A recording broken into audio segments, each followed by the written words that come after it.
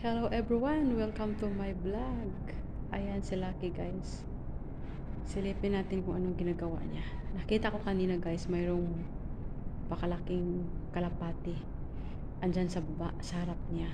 Hinahabol niya. Ngayon, titingnan natin kung anong tinitingin-tingin niya doon sa taas. Kasi nakita ko siya na mayroong tinitingnan bandang dulo. Siguro baka nandun pa yung ibon. Silipin ko lang.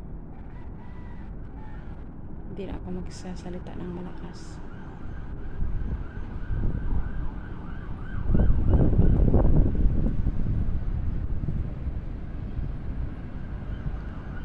Ayan pala ang kalapati guys. So, yan yung tinahula niya kanina. Nandoon sa sahig. Tapos ngayon nandyan nakatungtong na sa taas. Yung ibon. Kaya pala siya panay tingin sa akin. Tapos tingin din banda dyan. Andyan pala yung ibon. Kanina nahabol niya. Lumipad at umakyat pala dyan sa taas. Nagpahinga siya. Pagod sa kakalipad. Maamo yung mga kalapati ang lalaki. Katingin sa akin. Si Lucky naman ay lumayo. Wala siyang pakialam. Basta kanina tapos na siya naghabol sa ibon.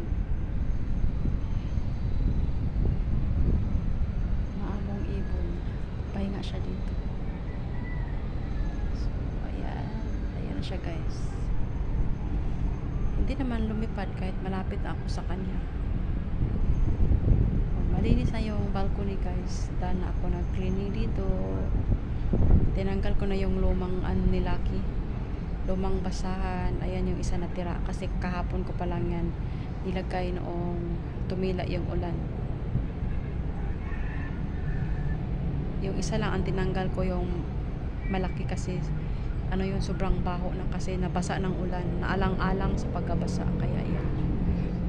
At bukas kailangan na naman ilagay yung malaki para malaki yung gamit ni Lucky. So andyan pa rin yung ibon nakatingin sa akin. Mayroong siya guys, mayroong hukot sa iyang paa, mayroong blue something sa kanyang paa. Kung na siya napiang or palatandaan kanyan. Marami din kaming ganyan sa bahay guys alaga ng anak ko, sobrang dami. Tapos nung lumaki na yung anak ko, parang na ba, napabayaan na niya yung mga ibon. Kasi ang bata pala pag yun, iba-iba yung hilig nila. Noong nagsawa na sa ibon, yung mama ko na lang ang nag-aalaga. Pero parati pa rin siyang sinusundan ng mga ibon niya pag napunta sa mga kapitbahay namin or kamag-anak, sinusundan siya ng mga ibon. Ang dami kasi pag gumagala yan sila, like pumunta ng simbahan or palengke. Kasi marami yung ganyan sa palengke Pag uwi nila may kasamang mga kaibigan, kaya lalong dumadami yung kalapati namin sa bahay. Tapos ngayon yung mga kalapati namin is sumama na rin sa mga barkada nila. Sa tropa nila. Nandun na daw nakatira sa palengke, sabi ng nanay ko. Umuwi din minsan sa bahay. Bumabalik sa palengke doon sa merkado kasi masaya doon, marami silang tropa doon. Doon sila sama-sama. At maraming nagagalit kasi yung mga tagod sa palayan, kinakain ng maraming ibon. Nauubos pag hindi mo talaga bantayan yung magiging tagod. Yung ipupunla pa ba? Ipupunla. Hindi ko alam ang Tagalog. Basta yung tagod. Ayan. Kinakain ng mga ibon. Pag hindi mo bantayan, wala kang talaga magagamit sa panahon ng after 2 weeks itatanim na yan walang matira, mauubos pag hindi mo bantayan.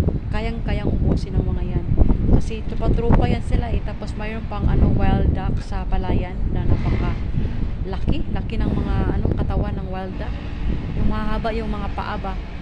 Nang huli yung kapatid ko noon kinakain nila. Tapos yung anak ko is hindi kumakain. Yung mga kalapati ganyan guys, nakain din yata yan hindi ko lang alam basta ang alam ko nakain yan, pero sabi ng mama ko daw yan, napakatigas. Parang itik. Napakatigas yung meat. Ganyan. Sabi ng anak ko, ayaw daw niyang katayin kasi kakaawa naman. Kakaawa naman talaga. Pero mayroong mga tao talaga guys na nagkakatay ng ganyan. Pero sa amin is hindi. Kasi galit yung may-ari, awang-awa. Tingnan yung guys. Ayan, ang ganda ng ating panahon ngayon. Kahapon is maghapon or noong 24 ng gabi, pagdamag yung ulan. Kaya noong nagnood ako ng firework display ng Rockwell, hindi ko na-upload kasi sobrang hindi maganda ba yung kasi ulan, hindi maganda. Kaya babawi na lang ako sa New Year. Sana hindi umulan sa New Year. Ayan, nandyan pa rin yung guys, ibon. Hindi umaalis. Aking, where's the bird? Lucky is here. Si Lucky guys. Hello. Say hi to everyone, Lucky. Okay, say hi to everyone. Ay, nagikabhika mo, naantok na? Ha? Naantok sa batsoy? Uy, kailangan namin i-walking yan ngayon. Kasi para pumayat siya ng kaunti. Pero mataba lang siyang tingnan guys dahil sa kanyang balahibo. So tomorrow punta na naman siya sa kanyang mga kuya sa baba para magkupitan siya. Look at me, Lucky. Who is the handsome boy? Where's the bird? Where's the bird? Bird! Bird! Where's the bird? Habulin mo ang bird, dali. Ibon. Habulin mo ang ibon. Ayaw na? Ayaw? Kanina kasi natapos na siya naghabol-habol sa ibon eh. Ayan guys, hanggang dito na lang. Maraming salamat. Merry Christmas everyone. Bye!